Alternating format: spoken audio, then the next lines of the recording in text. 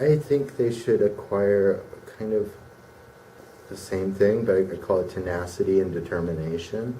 Tenacity is like a wild dog that grabs something and doesn't want to let it go.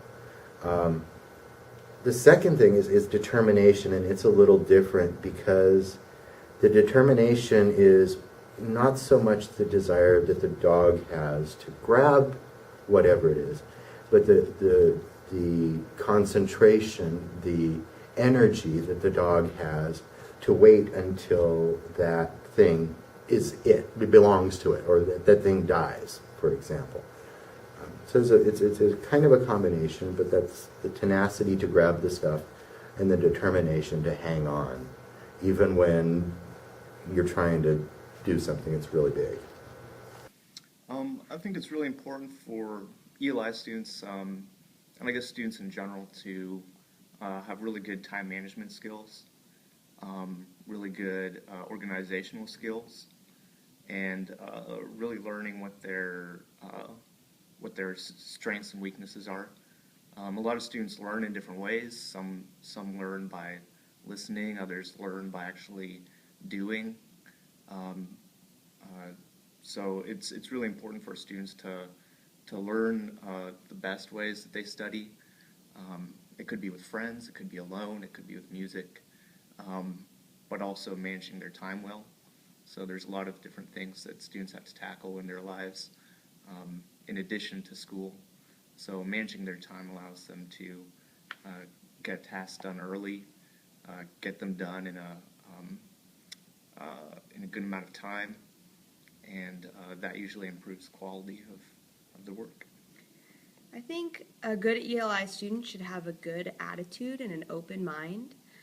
That'll make them able to learn more things more quickly.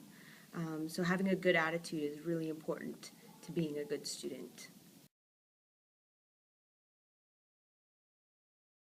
One of the things I kind of think that might help, and it's something that I found helps me to understand and to work on languages, is not so much the studying, but to a large extent talking not only with native speakers, but also going to places where there are a lot of people. And if you go to places where there are a lot of people, you're obviously, probably, obviously maybe, are not going to understand every word. Because there's going to be many people talking at the same time. But in that situation, because of all those people talking, it's a lot like an orchestra. And you can hear a lot of different patterns going on to kind of understand what I guess you'd call the music of the language. And every language has those. Most of the students I've met come from languages where if there's an intonation rise, that's telling us there's a question. And so no matter what language we're approaching, we can hear those little melody traits that maybe we won't understand the exact words, but at least we can kind of get a feel for what's going on with that music.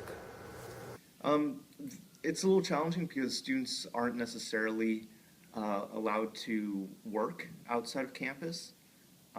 But certainly volunteering is helpful. But the biggest thing is just going outside of your comfort zone. I know, especially in a foreign country, it's intimidating to go out and to talk to new people, to go to new places.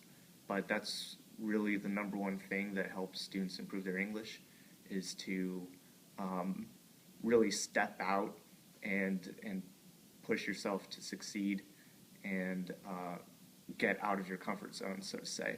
So even if you see someone, at a store or a cashier or something, even initiating just a little bit of conversation tends to help people's confidence. And once you do it the first time, it becomes easier and easier the times after that.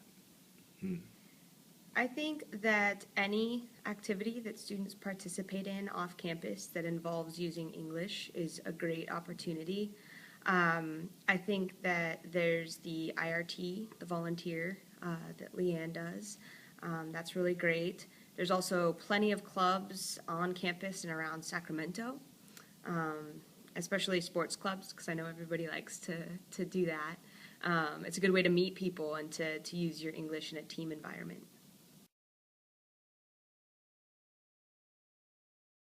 Well, I think there are a lot of them. First of all, I think a student who is a good English student should be active.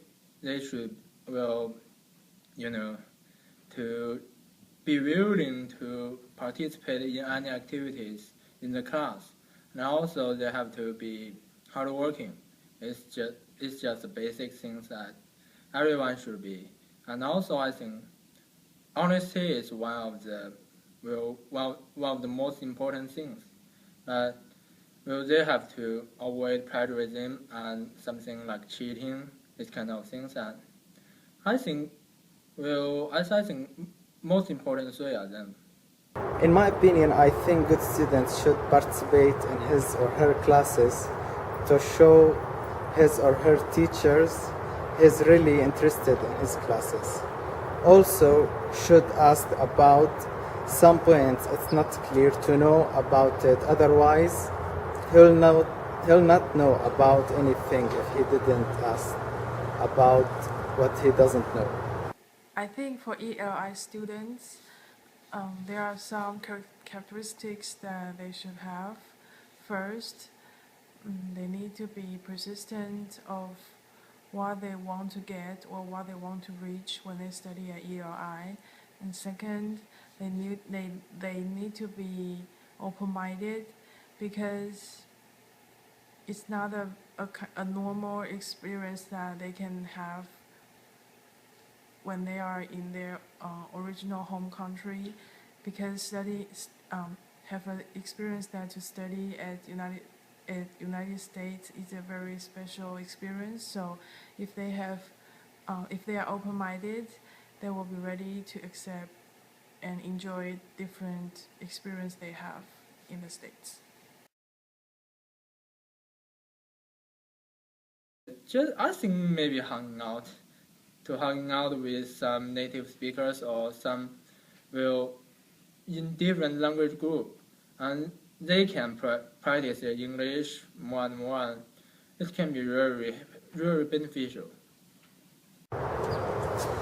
Mostly I like to go watching movie with my friends, and I spend a lot of time with my roommate because he's American, so that's really helped me to learn a lot of new vocabulary, and sometimes he corrects some error for me.